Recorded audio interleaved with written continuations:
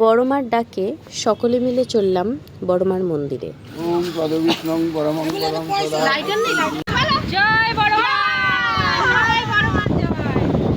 ছোটা হাতিতে করেই পুরো জার্নিটা আমরা করলাম।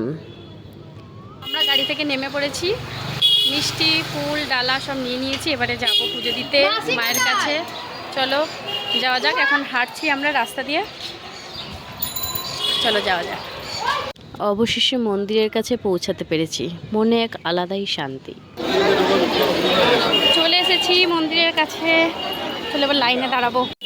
ও অনেক লাইন, অনেক লাইন, অনেক। বুঝতে পারছি কে অনেক লাইন।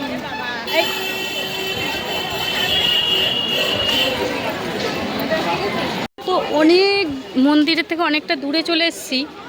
এখন দেখছি এখন অনেক দূর বাকি লাইন। ও মাই, এখানে ডন্ডি কাটছে সবাই, অনেক লাইন। অ্যাট লাস্ট লাইনে দাঁড়িয়েছি। চলো এখন কতক্ষণ যেতে হবে? মোটামুটি 2 ঘন্টা কি পেরিয়ে যেতে পারে, আরো বেশি। লাইনের কোনো শেষ নেই। আমরা অনেকজন মিলে গিয়েছিলাম।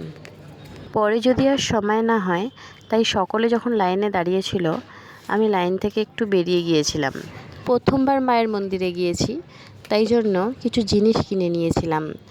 আর মায়ের মন্দিরের সামনে দাঁড়িয়ে কিছু ফটো তুলে নিলাম, কিছু ভিডিও করে নিলাম। কারণ জানি অনেকটা লাইন, পুজো দিতে দিতে অনেকটা দেরি হয়ে যাবে, পরে আর টাইম হবে না। অবশেষে আমরা মন্দিরে প্রবেশ করতে পেরেছি। মন্দিরের ভেতরে ফোন অ্যালাউ আছে, এটা বেশ ভালো লাগলো। আমরা ভেতরে ঢুকে গেছি। এইবারে প্যাচ প্যাচ লাইন আছে এদিক এদিক করে। যাই হোক, অ্যাট লাস্ট মায়ের কাছে কাছে পৌঁছেই গেছি।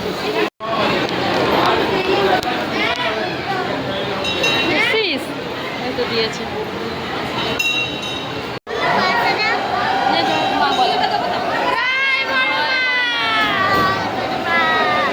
সামনে চলে যাব মায়ের কাছে। পৌঁছেই গেছি আমরা।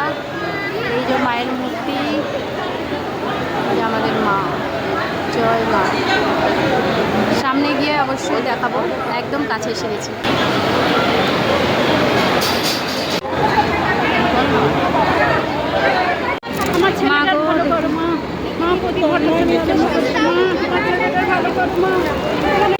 খুব সুন্দরভাবে আমরা পুজো দিয়েছি, একদম এত ভিড় তারপরেও এত মানে সুন্দরভাবে পুজো দিয়েছি।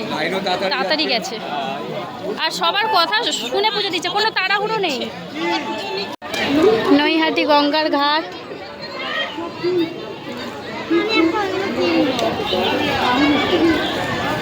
এখানে কি ভোগ দিচ্ছে নাকি?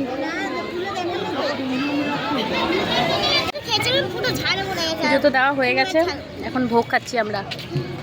ছাতা মধ্যে কে ঢোকো মাথা যত হবে। আমাদের পুজো দেওয়া হয়ে গেছে, এখন আমরা গাড়ির দিকে যাচ্ছি। এবার বাড়ি চলে যাব। খুব সুন্দরভাবে পুজো দিলাম। গাড়িটা পার্কিং, গাড়িটা যেখানে পার্কিং আছে সেই জায়গাটাও খুব সুন্দর, ঠান্ডা, পুরো গাছপালা, তোমরা দেখেই বুঝতে পারছো, সবুজ পরিবেশ। চলো ভিডিওটি এখানে শেষ করছি। আজকের মতো টাটা, জয় মা।